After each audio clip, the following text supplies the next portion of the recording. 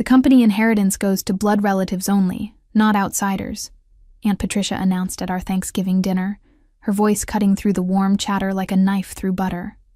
She raised her wine glass with theatrical flair, her eyes scanning the table for approval from our extended family gathered in Phoenix, Arizona. Smith Enterprises has been built by real family members, and it will stay that way. The dining room fell silent, except for the gentle clinking of silverware against china. Uncle Robert nodded approvingly from his seat at the head of the table, while my cousins Jessica and Brandon exchanged satisfied glances.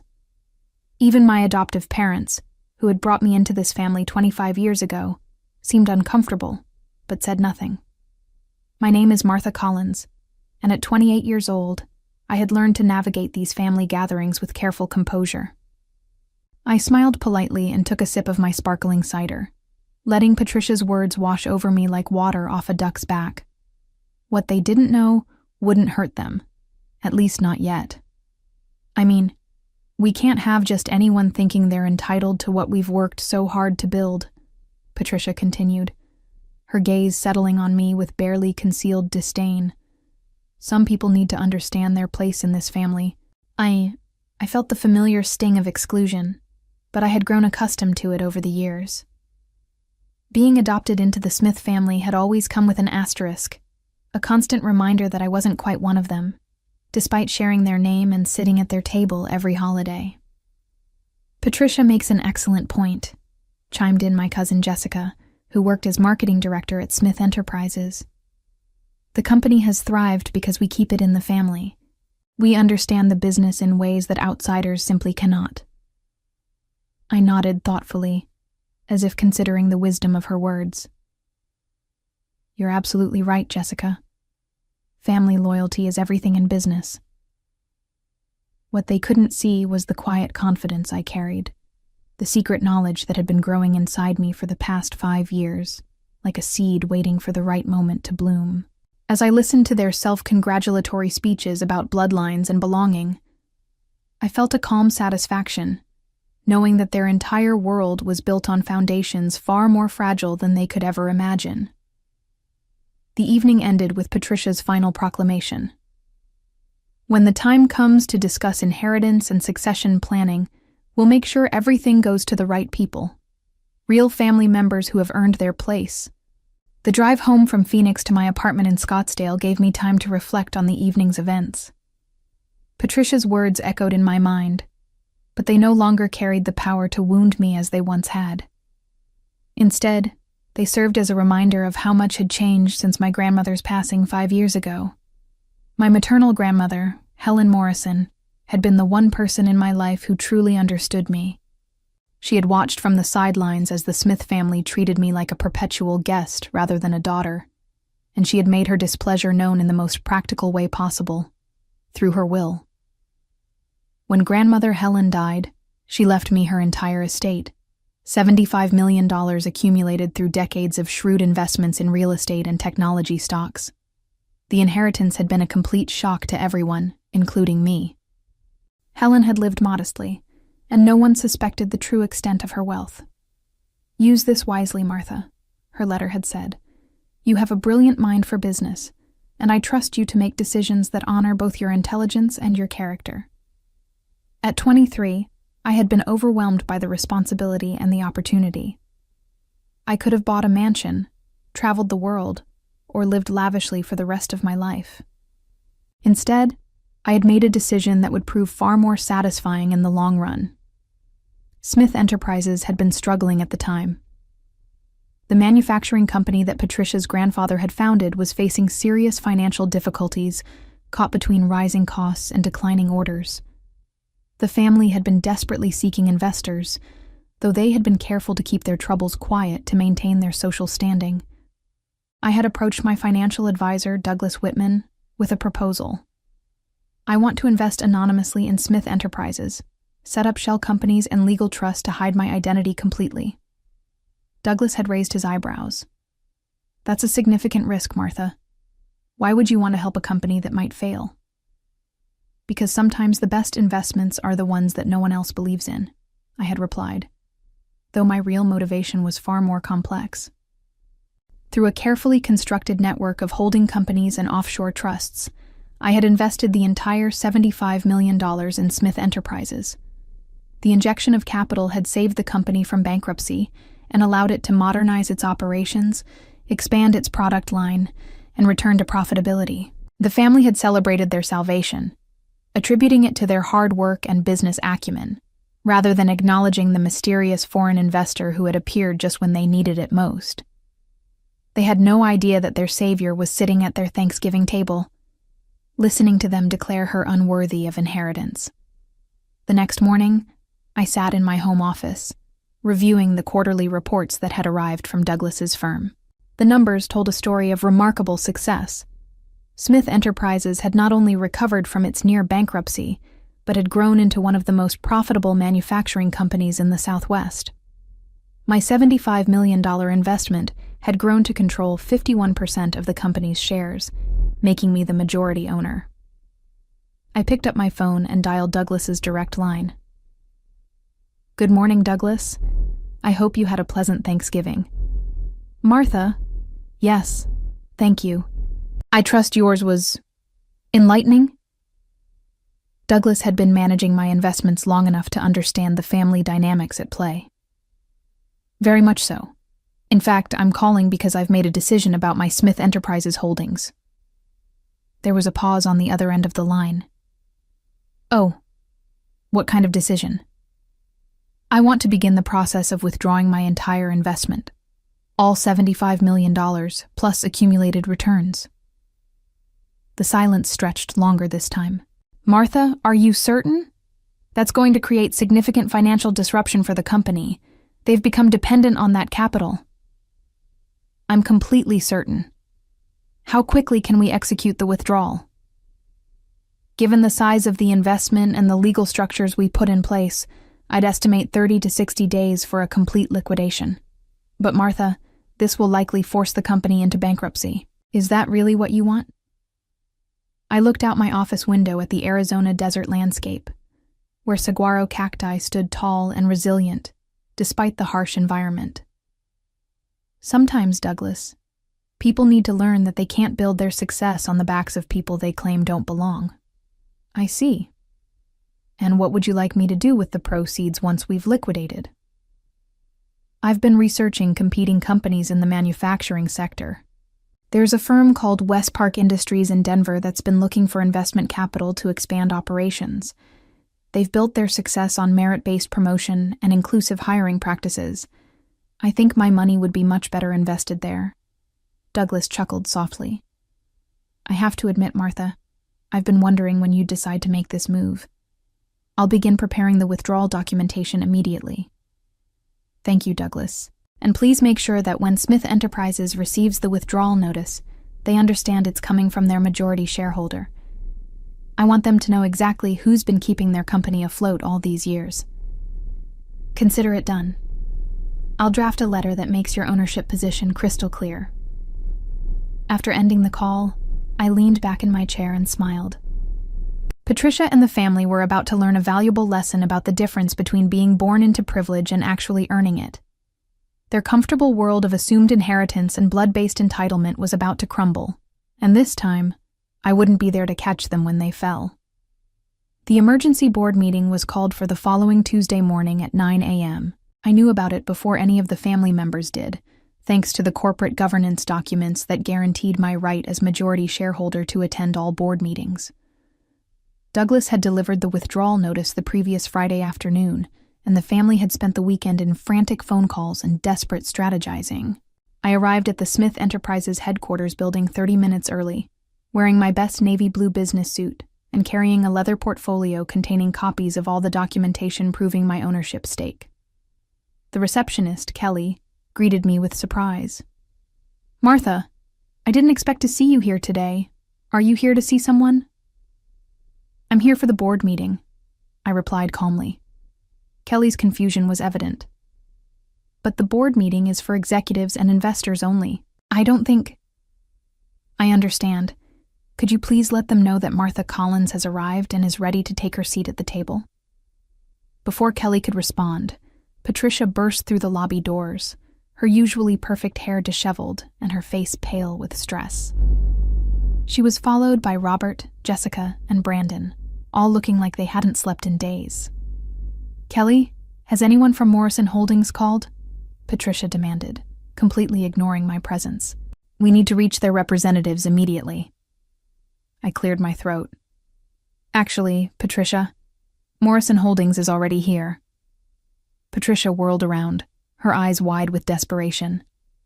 "Martha, what are you talking about? This is a crisis situation.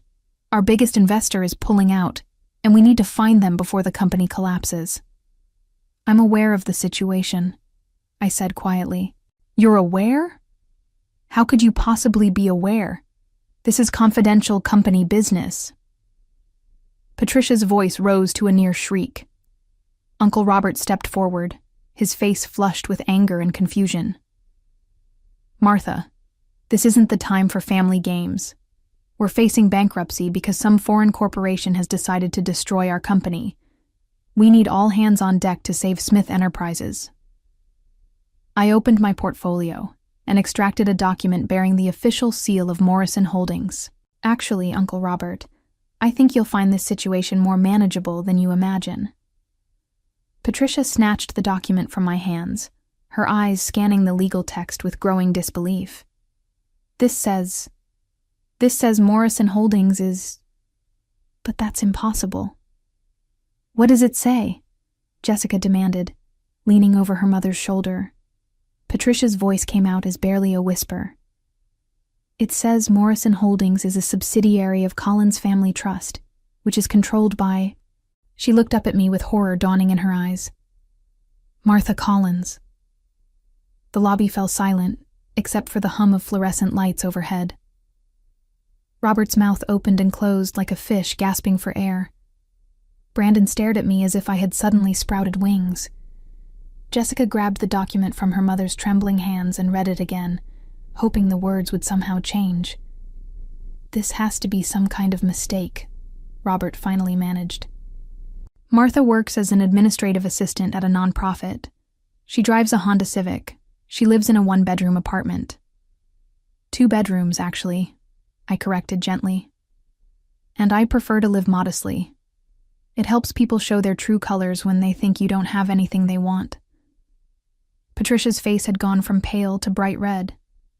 "You're telling me that you, an adopted nobody, have been our major investor this entire time?" "Majority investor," I clarified. "I own 51% of Smith Enterprises. I have for the past 5 years." The boardroom had never felt smaller than it did that Tuesday morning as I took my seat at the head of the conference table. Patricia, Robert, Jessica, and Brandon sat across from me like defendants awaiting sentencing, while the company's attorney, David Sherman, shuffled through documents with increasingly worried expressions. "This is absolutely impossible," Patricia kept repeating, as if saying it enough times would make it true. "You can't own our company. You don't know anything about business." I opened my portfolio again and spread out 5 years' worth of quarterly reports, financial statements, and strategic recommendations that I had submitted through Douglas's firm. "Actually, Patricia, I think you'll find that I know quite a bit about this business. After all, I've been making the major financial decisions for half a decade." David Sherman looked up from his legal review. "I've verified the documentation. Miss Collins is indeed the majority shareholder of Smith Enterprises through a complex but entirely legal structure of holding companies and trusts." "But where did she get $75 million? Jessica demanded. "She can't possibly have that kind of money." "My grandmother left me her estate when she passed away 5 years ago," I explained. "She had been quite successful with her investments over the years, though she preferred to live quietly." Robert's face was turning purple with rage. "Helen Morrison? That woman left you everything. We're family. We deserve that inheritance." "Are we family, Uncle Robert?" I asked softly. "Because yesterday at Thanksgiving, I was told quite clearly that I'm an outsider who doesn't belong. I was informed that inheritance should only go to blood relatives, not people like me." Patricia slammed her hand on the table, This is blackmail. You can't destroy our company just because your feelings got hurt. I'm not destroying anything, I replied calmly. I'm simply withdrawing my investment from a company whose leadership has made it clear that I'm not welcome. Surely you can understand that I'd prefer to invest my money with people who value my contributions. Brandon spoke up for the first time, his voice cracking with panic. But Martha, if you pull out, we'll lose everything. The company will go bankrupt. We'll all lose our jobs. That's unfortunate, I acknowledged.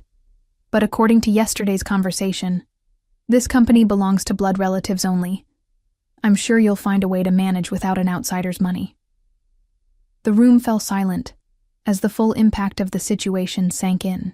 Smith Enterprises had been operating on borrowed time for years, propped up by my anonymous investment. Without that financial foundation, the company would collapse within weeks. David Sherman cleared his throat nervously. Miss Collins, is there any possibility of negotiation? Perhaps we could restructure the ownership arrangement or— I'm afraid not, I interrupted.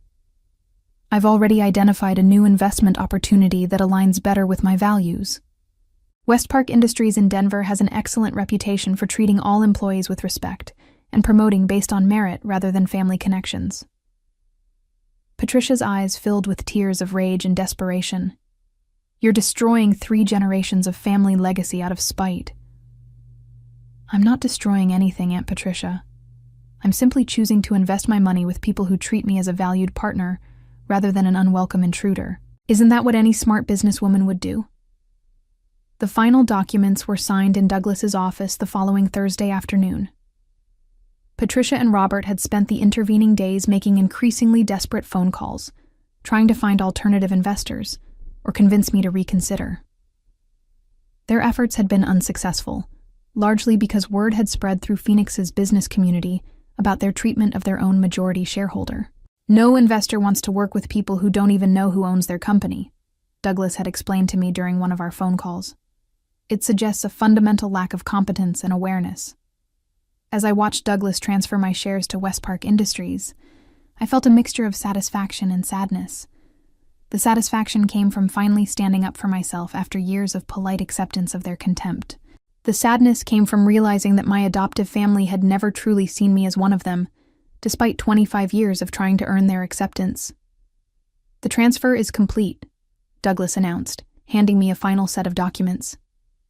West Park Industries now owns 51% of Smith Enterprises, and you own 20% of West Park Industries. Your net worth has actually increased significantly through this transaction. I smiled at the irony. By trying to exclude me from their family business, Patricia and the others had actually made me wealthier and given me a stake in a much more successful company. My phone buzzed with a text message from Patricia. Please reconsider. We can work something out. Family means everything. I showed the message to Douglas, who shook his head in amazement. After everything they said, they still don't understand what they've lost. They understand perfectly, I replied. They just thought I'd never have the power to do anything about it. That evening, I received a call from James Morrison, the CEO of West Park Industries. His voice was warm and professional as he introduced himself and explained his company's vision for the future. Miss Collins, I want you to know how excited we are to have you as a partner. Your investment will allow us to expand our operations significantly and create hundreds of new jobs. I'm looking forward to working with you, Mr. Morrison. I believe in investing in companies that value all their stakeholders. That's exactly the kind of partnership we want to build. In fact, I'd like to invite you to join our board of directors. Your business acumen and investment experience would be invaluable. After ending the call, I sat in my living room looking out at the Phoenix skyline, thinking about the journey that had brought me to this moment. 5 years ago, I had been a grieving granddaughter who inherited more money than she knew what to do with. Today, I was a successful businesswoman who had learned to value herself enough to walk away from people who didn't appreciate her worth. My phone rang again. This time it was Jessica, her voice barely audible through her tears. Martha, please. Mom's in the hospital. The stress of losing the company gave her a heart attack. Can't you find it in your heart to forgive us? I felt a pang of genuine sympathy for Patricia's medical condition, but I also knew that forgiveness and business were separate matters. I'm sorry to hear about your mother's health, Jessica. I hope she recovers quickly. But my investment decision isn't about forgiveness. It's about choosing to work with people who see me as a valuable partner, rather than an unwelcome burden. The bankruptcy filing for Smith Enterprises made the front page of the Phoenix Business Journal 2 weeks later. The headline read, "Family Manufacturing Dynasty Collapses After Alienating Majority Shareholder." The article detailed how the Smith family had unknowingly driven away their own financial backer through years of dismissive treatment. I read the article over my morning coffee, feeling a complex mixture of vindication and melancholy. The reporter had interviewed several business experts who used the Smith family's downfall as a cautionary tale about the importance of knowing who actually controls your company. "This is one of the most preventable corporate disasters I've seen in 30 years, one analyst was quoted as saying. Basic due diligence would have revealed the ownership structure, but they were so focused on family politics that they ignored fundamental business realities. My phone had been ringing constantly with interview requests from business magazines and television programs. Everyone wanted to hear the story of the adopted daughter who had secretly owned the family company for 5 years. I had declined most of the requests, preferring to let my actions speak for themselves. Douglas called that morning with an update on the final dissolution of Smith Enterprises. "The assets are being liquidated to pay creditors," he reported. "Patricia and Robert will lose their executive salaries, their company cars, and their stock options. The family's financial situation is going to change dramatically." "And the employees?" I asked. "West Park Industries has offered positions to most of the skilled workers. They'll actually be better off in the long run, working for a company with stronger financial foundations and better management practices." I felt relieved knowing that innocent employees wouldn't suffer for their boss's mistakes. 6 months later, I stood in the boardroom of West Park Industries in Denver, presenting my first quarterly report as a board member. The room was filled with people who valued expertise over bloodlines, merit over family connections. James Morrison listened intently to my analysis, taking notes and asking thoughtful questions about market trends and growth opportunities. "Your insights have been invaluable, Martha," he said after my presentation. "The Phoenix manufacturing facility is exceeding all our projections, and your recommendations for operational improvements have increased efficiency by 23%. As I drove back to my new home in Denver, a modest but comfortable house in a neighborhood where people knew me for my work rather than my family history, I reflected on how much my life had changed. I no longer had to endure holiday dinners filled with subtle insults and constant reminders of my outsider status. Instead, I spent my time with colleagues who appreciated my contributions and friends who valued my character over my bank account. My phone buzzed with a message from Patricia. Even months later, she occasionally tried to contact me, alternating between apologies and accusations. This message read, "I hope you're happy now that you've destroyed everything our family built." I deleted the message without responding. Patricia still didn't understand that I hadn't destroyed anything. I had simply stopped propping up their illusion of success. They had built their company on borrowed money and borrowed time, thinking their family name was sufficient to guarantee prosperity. The truth was, I had given them 5 years of financial stability that they never would have had without my investment. If they had chosen to treat me as family instead of as an intruder, we all could have prospered together. Instead, they had chosen pride over profit, prejudice over partnership. Patricia and the rest of the Smith family faced complete financial ruin when my withdrawal of $75 million forced Smith Enterprises into immediate bankruptcy, resulting in the loss of their company, family estate, and lifetime financial security within 30 days.